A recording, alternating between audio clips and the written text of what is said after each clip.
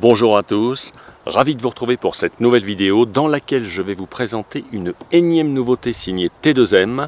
Je vous l'avais dit, je vous en avais parlé il y a quelques jours. Il s'agit cette fois du Pirate Blazer. Je vous montre la boîte. Voilà, donc comme vous pouvez le constater en même temps que moi, cette voiture est livrée dans une boîte de type vitrine avec un film transparent ici qui permet d'avoir un aperçu de la mécanique avant même de pouvoir s'en servir. Le Pirate Blazer, le voilà. Je vous montre l'auto sous toutes ses faces. On le voit ici sur la façade avant, le profil gauche, la partie arrière. Ici, on voit aussi tout de suite les petites LED, la rampe de phare à 4 LED que l'on voit ici, et également 2 autres LED additionnels qui ont été placés au niveau du pare-choc. On a donc les phares sur cette auto, ce petit 1/10 électrique conçu pour faire du tout-terrain. Et je vais vous détailler au fur et à mesure toutes les caractéristiques techniques comme j'en ai l'habitude. On découvre tout de suite la partie alimentation au niveau des phares. Donc comme vous le voyez, la carrosserie elle est reliée par ce cordon de type téléphone pour alimenter donc les 4 phares à LED principaux et également les 2 autres phares qui sont implantés dans le pare-choc, comme je viens de vous le dire précédemment.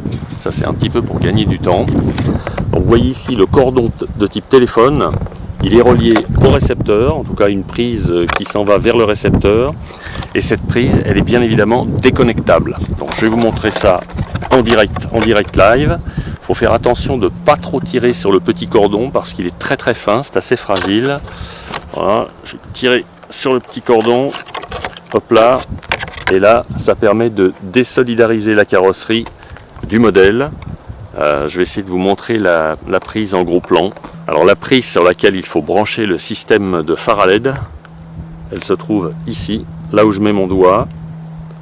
Voilà, rien de bien transcendant ni d'exceptionnel. Le Pirate Blazer, le voici. Je vous le montre en gros plan. Je vous le montre par l'autre face.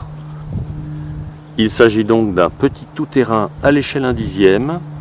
C'est une voiture qui mesure 37 cm de long sur environ 25 cm de large. Une voiture qui pèse à peu près 1 kg en ordre de marche avec son petit pack d'accu. Une voiture qui est livrée entièrement assemblée, donc sous le mode RTR. Il n'y a pas grand chose à rajouter puisqu'elle est livrée avec un accu, un mini chargeur, et on le verra plus loin dans la vidéo. En fait, on a seulement 2 piles ou 2 accus à rajouter pour faire fonctionner l'émetteur. Je vous remontre la voiture. Donc elle est toute assemblée. Elle est livrée avec son accu. L'accu, vous le voyez ici, il est fixé avec une bande de velcro sur le châssis. La voiture elle est propulsée par un moteur à charbon, un moteur dit d'ancienne génération, qu'on appelle aussi un moteur de type brochehead. Le moteur il est là, il est fixé en position longitudinale, donc dans le sens de la marche de la voiture. T2M l'a équipé. Quand je dis T2M, le fabricant, bien évidemment, vous l'aurez compris, puisque comme je vous l'avais dit dans la précédente vidéo, T2M ne fabrique rien. Il y en a du reste qui le lui reprochent. C'est donc une production chinoise, on ne va pas se mentir. Hein. En tout cas, c'est surtout pas une production française, comme toutes les voitures radiocommandées que vous pouvez trouver sur le marché, n'en déplaise à certains. Donc le moteur, il est ici. Il s'agit d'un moteur de type 390 équipé d'un radiateur de refroidissement en aluminium. Donc le moteur couplé au variateur et au pack d'accu d'origine, ça nous donne une voiture qui plafonne à peu près aux environs de 35 km/h en vitesse maxi. C'est donc une voiture de loisir, une voiture conçue uniquement pour faire joujou. Et une voiture que l'on pourra éventuellement acheter à l'occasion des fêtes de Noël qui se profilent pas tout de suite, mais on approche. Le Pirate Blazer est équipé d'un variateur électronique. Je vous le montre ici. Nous trouvons également à bord de l'auto un cerveau de 3 kg de couple à pignon plastique monté en position couchée. Ça c'est favorable au centre de gravité. Alors ça va peu jouer sur ce style de véhicule qui va pas très vite, puisque comme je vous l'ai dit précédemment, je ne me rappelle plus si je vous l'ai dit, c'est une voiture, le Pirat Blazer T2M, qui va culminer, qui va plafonner à 35 km/h maxi en vitesse de pointe. C'est toujours bon de soigner la répartition des masses, le poids des masses en rotation et tout ce qui concerne le centre de gravité. Le châssis, il est un peu particulier, donc il est entièrement en nylon injecté et comme vous le voyez, en tout cas j'espère que vous le voyez bien sur ces vues, parce que j'ai de nouveau le soleil en pleine tête, donc c'est pas facile de vous présenter l'auto en même temps et d'arriver à voir le retour pour voir si vous distinguez bien ce dont je vous parle.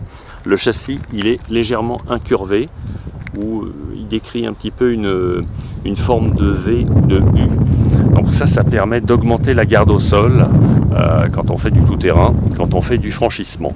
Et également, comme toutes les autos désormais, notamment les voitures de compétition, mais également les voitures de loisirs, le châssis est incliné sous le train avant, de façon, donc j'espère que vous le voyez, je vais me décaler un petit peu, je ne sais pas si vous voyez cette partie là ici qui est inclinée, de façon à pouvoir augmenter la garde au sol et être en position d'attaque pour bien franchir les sauts et les tremplins. Le Pirat Blazer est livré avec son accu. L'accu, je vous le montre en gros plan. Il s'agit d'un accu lithium-ion de 7V4, un accu 2S donc, d'une capacité de 1500 mAh. L'accu est équipé d'une prise DIN, comme les accus plus performants ou en tout cas plus volumineux que l'on peut trouver sur d'autres voitures radiocommandées. Il est également équipé d'une petite prise d'équilibrage et T2M a inclus ce mini chargeur avec l'auto de façon à pouvoir faire le plein d'électrons. Donc il n'y aura pas besoin de racheter un équipement beaucoup plus coûteux, même si c'est toujours appréciable d'avoir un chargeur plus performant et plus rapide, même pour ce genre de voiture. Donc la marche à suivre pour charger l'accu d'origine, c'est celle-ci. Ici, il faudra brancher la prise sur une prise USB d'un ordinateur.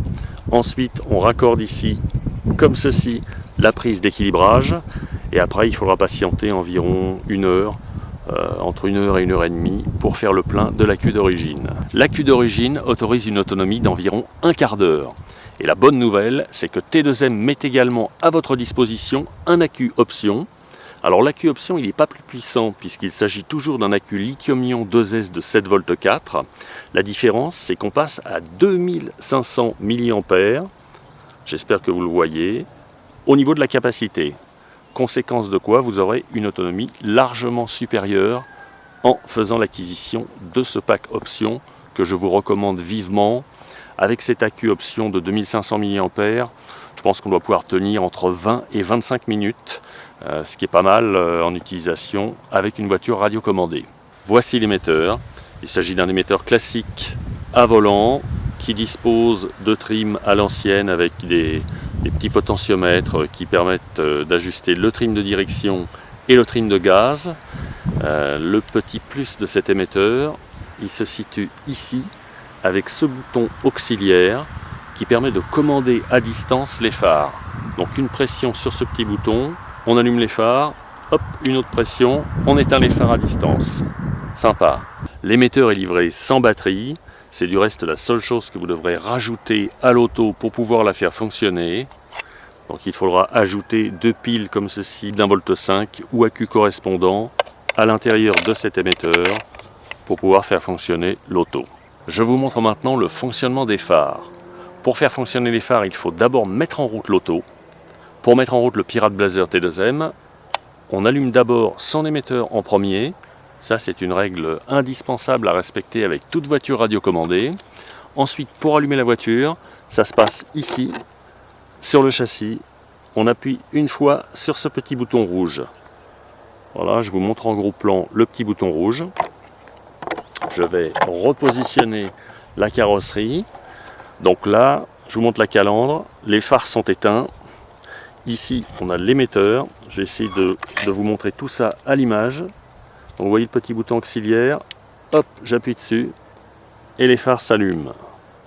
C'est magique, c'est comme le plastique.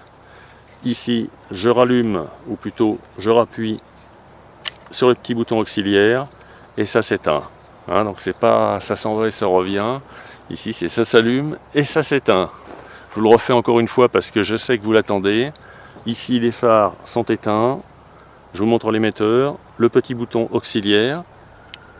J'appuie sur le bouton, magique, les phares s'éclairent. Je n'ai plus envie de rouler avec les phares pour économiser de la queue. Je rappuie sur les boutons et ça s'éteint. Fantastique, non? Revenons maintenant en détail sur la mécanique du nouveau Pirat Blazer T2M. La voiture, je vous la remontre. Il s'agit donc d'un tout-terrain électrique à l'échelle 1/10, pourvu d'une transmission 4 roues motrices, intégralement montée sur roulement à billes et parée de 2 différentiels à pignon conique. Je vous montre les pneus de la voiture. Ils mesurent environ 10 cm de diamètre. Il s'agit de pneus larges, à chevron, dont la fixation est assurée par une vis cruciforme. Voilà, donc il faudra s'équiper d'un tournevis cruciforme pour pouvoir démonter les roues. Moi, à titre personnel, j'aurais préféré un bon vieil Ecronil Stop qui peut paraître encore plus fiable, même si ce type de fixation ne pose pas de problème, notamment quand c'est neuf.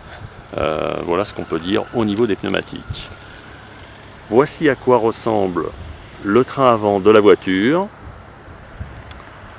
Je vous montre le train arrière. Donc les trains roulants, ils mesurent environ 25 cm de large. Il n'y a pas de barre anti-roulis sur l'auto. Je vous remontre un gros plan du train avant. Comme toujours, j'espère que vous voyez bien. Je vous remontre également la cellule arrière en gros plan. Pas de barre anti-roulis. Le Pirat Blazer T2M est équipé d'une suspension hydraulique. Je vous montre en gros plan les amortisseurs. Ces derniers bénéficient de corps plastiques, mais de bouchons en aluminium. Il s'agit d'amortisseurs à corps fileté. Voilà, j'espère que vous voyez ce que je suis en train de faire. Donc on peut ajuster la précontrainte des ressorts grâce à des molettes filetées que nous apercevons ici. Les amortisseurs, on peut les régler en plusieurs positions en se servant des points d'ancrage qui sont mis à votre disposition sur les bras inférieurs de la suspension. On trouve ici 3 points d'ancrage. J'espère que vous voyez tout ça. Voilà. Même chose à l'arrière, mais avec des ancrages encore plus fournis, puisqu'on trouve 4 fixations pour pouvoir modifier la position initiale des amortisseurs. Je pense que vous le voyez bien sur cette vue. Et pour ceux qui veulent peaufiner les réglages, on peut également modifier l'inclinaison des amortisseurs via les tours de suspension ici. Donc on a 2 fixations pour pouvoir modifier l'adhérence des trains roulants, puisque comme vous le savez ou comme vous ne le savez peut-être pas, lorsqu'on fait varier la position des amortisseurs, on modifie l'adhérence du véhicule. En l'occurrence, plus vous couchez les amortisseurs, plus vous les inclinez, mieux la voiture tient, plus ça redonne de l'adhérence, et au contraire, plus vous ramenez les amortisseurs à la verticale, donc plus vous les fixez droit, moins l'adhérence est présente. Dans les règles, on met plutôt des amortisseurs en position droite pour faire du tout-terrain quand il y a des bosses, et on aura tendance à coucher les amortisseurs, à les incliner à l'oblique, comme ceci, sur des pistes plates, sur des pistes rapides, pour pouvoir retrouver du grip. Cette auto, comme je vous l'ai dit, dispose d'une transmission 4 roues motrices, et celle-ci est confiée à des cardans homocinétiques à l'avant. Alors comme c'est une petite voiture de loisir, T2M n'a quand même pas poussé le vice jusqu'à l'équiper de cardans en acier. C'est des cardans en plastique, mais il s'agit de cardans homocinétiques, donc de cardans articulés. J'espère que vous voyez bien ça, je vais essayer de m'approcher au maximum. Voilà, vous voyez ici la partie articulée, la partie homocinétique des cardans. Quant aux trains roulants, alors ils sont globalement identiques à l'avant et à l'arrière. Ce sont des trains roulants qui s'accaparent les services d'une double triangulation. Voilà, je vous montre ça à l'écran. Bon, vous voyez, il y a 2 triangles, un triangle supérieur, triangle inférieur. Donc ça permet de donner davantage de rigidité à l'ensemble. Cette voiture, c'est vraiment une pure voiture de loisir. Elle ne dispose donc d'aucun réglage de géométrie. Comme vous pouvez le voir, ici par exemple, on distingue des biellettes de direction qui sont monoblocs. Il n'y a pas de pas inversé. Alors ça présente un avantage, un inconvénient, c'est qu'on ne peut pas adapter la voiture au terrain, mais franchement ça c'est une petite voiture de loisir, elle n'est absolument pas faite pour ça, elle n'est pas faite pour faire de la compétition. Tous les utilisateurs qui vont acheter ce style d'auto, c'est uniquement pour s'amuser, sur des terrains vagues, n'importe où. Le Pirate Blazer T2M, c'est une voiture facile à vivre, une voiture à emmener avec soi pour les vacances, ou une voiture à offrir à l'occasion des fêtes de la Nativité, par exemple. Pour les débutants qui n'auraient encore jamais touché une voiture radiocommandée de leur vie, je vous réexplique la procédure pour bien se servir d'une voiture radiocommandée. Il faut toujours mettre en route l'émetteur en premier, et ensuite la partie réception qui se trouve sur l'auto. Et dans le cadre du Pirate Blazer T2M, la partie réception, elle se met sous tension à l'aide de ce petit bouton qui est situé à droite du châssis. Voilà, une petite pression sur le bouton et la voiture, elle est en route, elle est en marche. Il n'y a plus qu'à aller jouer. Cette vidéo est maintenant terminée. Je vous souhaite une excellente rentrée. Quant à moi, mon petit doigt me dit que nous allons nous revoir très bientôt, peut-être dès la semaine prochaine, pour une présentation d'une nouvelle voiture radiocommandée. À bientôt.